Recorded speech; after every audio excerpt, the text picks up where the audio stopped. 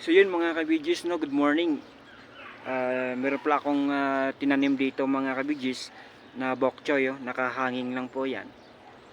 Yan sila. Yan hanggang dulo. Yan. So halos ito ay nasa 20 days na, no, mga kabidjis. Yan ang aking mga tanim. Naka-organic. Vermicast po ang gamit ko dyan. Ayan.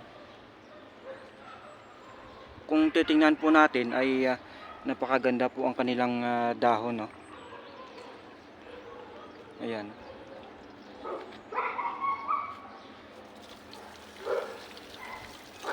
Yan mga kabidjis, oh. Maganda ang kanilang dahon.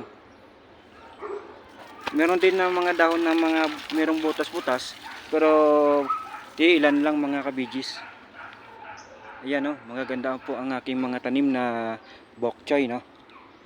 Nakahanging lang po yan. Yan, dyan sa ibaba ang aking maliit na greenhouse. O yan mga kabidjis, oh. Talagang napaka lago ng aking mga bok choy.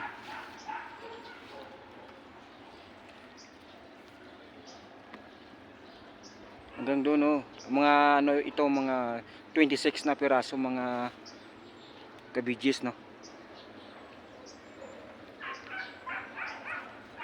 So yun mga kabidjis, no, ito po ang aking tanim na ano, na bok choy, nakahanging, nakatinim sa mga plastic bottle.